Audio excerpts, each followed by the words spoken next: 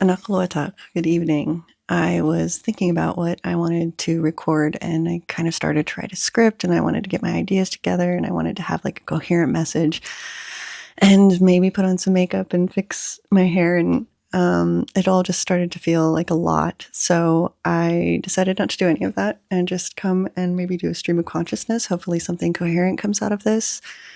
I wanted to talk about my weekend. It's after Memorial weekend. Today is Wednesday.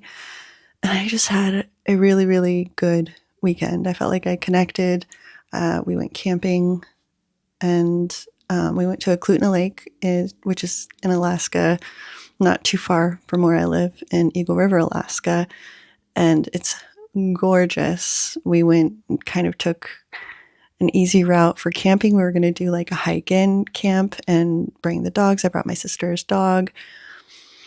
It was relaxing. It was beautiful. We didn't end up doing the paddleboarding out on Eklutna Lake, which was initially the plan, but we did end up paddleboarding on the Monday after because the weather sort of agreed. The whole point of the video that I wanted to make was talking about being able to unplug and sort of feel rejuvenated and then come back and have this sort of new lease on my approach to work, on my approach to doing the things that I want to do. I work full-time job and I've been wanting to create content to share my journey with a lot of my, spirituality, my journey through recovery, recovering alcoholic, in energy work, in cultural work with my people. I'm Inupiaq from the Arctic of Alaska. A lot of that work, so much of it is emotionally charged. There's a lot of emotional labor that goes into it when you work with groups that aren't familiar with your culture. There's a lot of things that really feel like they have to be explained or really just take time in order for somebody to understand and to operate well within those confines. I sort of get to go outside of that when I do these YouTube videos because I get to share on the things that I really am excited about. I love creating. I love writing and playing music and drawing and making like logos. I've shared some of the drawings I've made in the past. But it's also like a thing that I have to do, which I haven't felt a lot of energy for this year. On August 4th, it'll be 4 years sober. And in those 4 years, I've really struggled with trying to get to a place where I feel like I have energy, where beyond work. I've described it in a video before, but a term that I've come across recently was functional freeze. And functional freeze is where you kind of are like functioning and doing like the things that are necessary for work, and then really not having the energy for self-care, for putting love and time and energy into my home, for really spending good quality time with my family and my loved ones.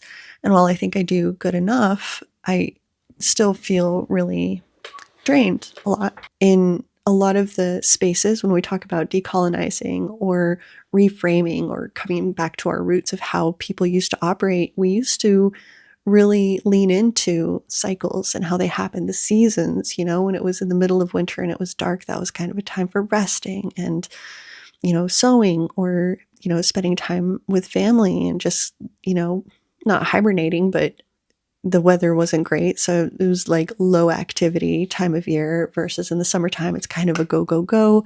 And then there's the season of the woman of a 28-day hormonal cycle versus a male 24-hour hormonal cycle.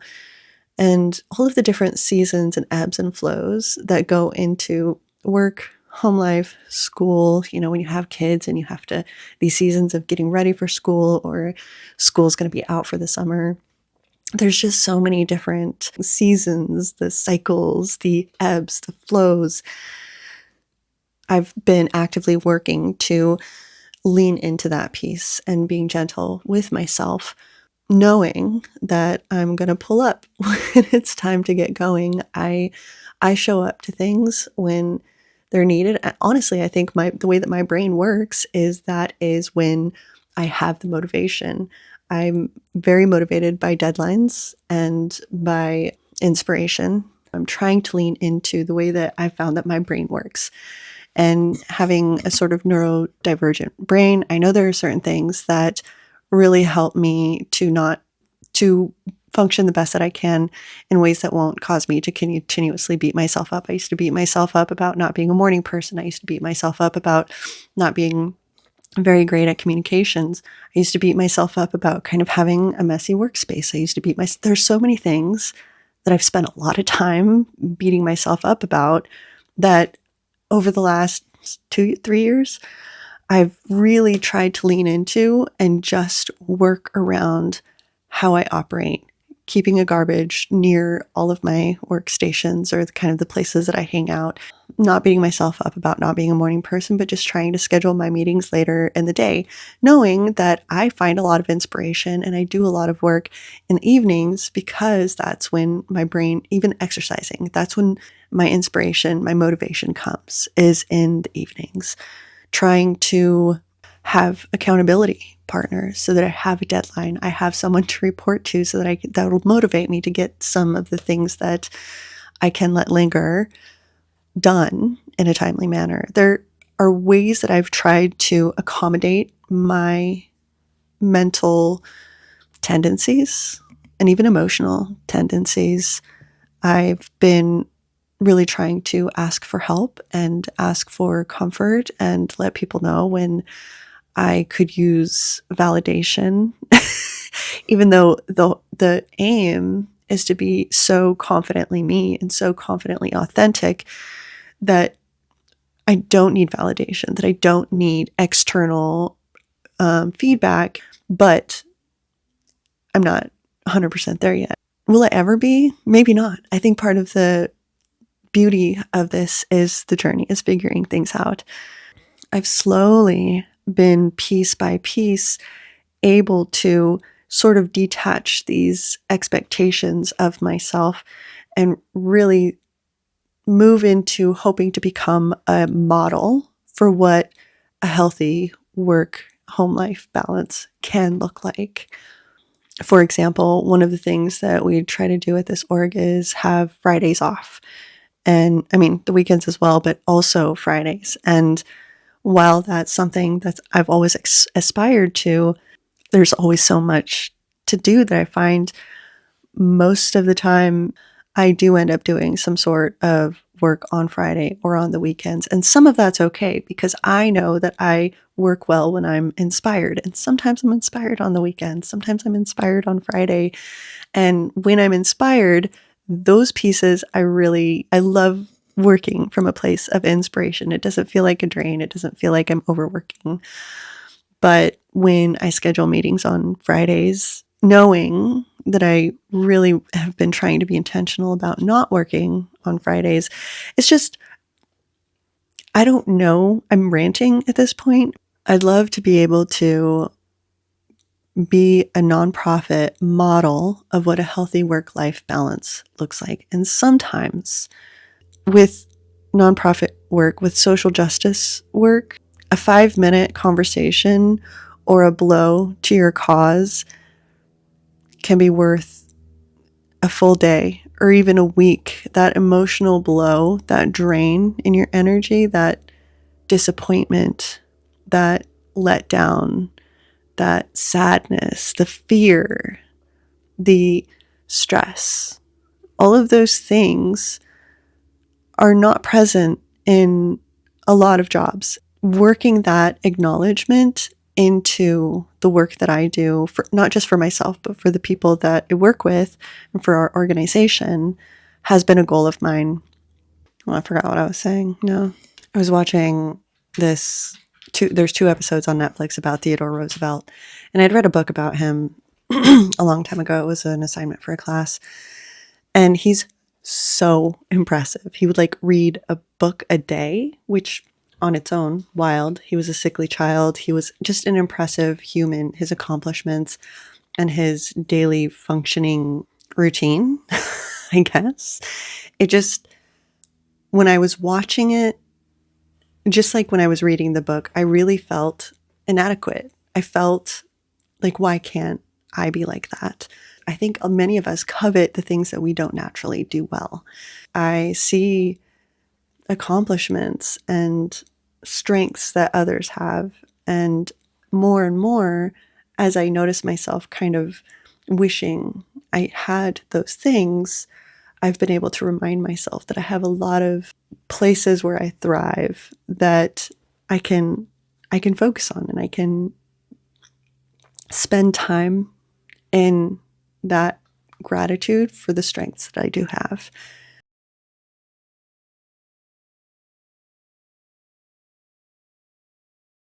I'll say that the Palestine situation for about a year and a half really pulled at me. Through that process, after about a year of really just seeing these heartbreaking situations and being aghast at the heartlessness of what was happening and what people were doing, it drained me. And pretty soon I had to start disengaging from that. And I had to reserve space in my life for joy, for happiness. And I think during that transition, I was feeling a lot of guilt because there are people who are just living in these incredibly hard situations. And I had the privilege of being able to disengage, of being able to enjoy simple things in life, like having enough to eat.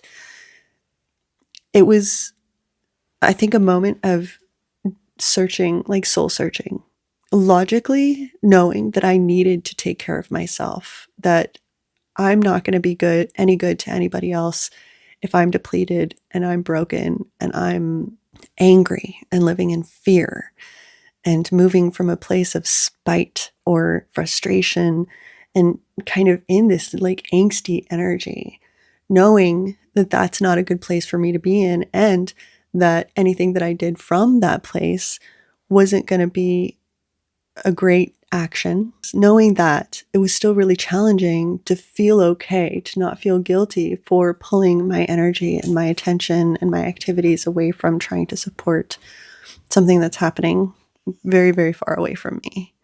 I'm getting closer and closer and being able to more and more feel okay with filling my cup first. Those are the pieces that I was trying to improve bit by bit. And over time, bit by bit, I feel like I've come a long way, but I still struggle. I understand that I can't make a huge change overnight. It has to be one step at a time. All that being said, I had a really great weekend. It was beautiful. I felt like I got rest. I felt like I got rejuvenated. And this week has been a good week so far. So I hope that you all are able to be gentle with yourself and build that muscle. Can't make huge changes overnight. I mean, maybe you can, but I think sustainable changes are the kinds that are gradual and consistent and sustainable. Koinak, if you've stayed this long, sending love to all of you. Take care of yourselves.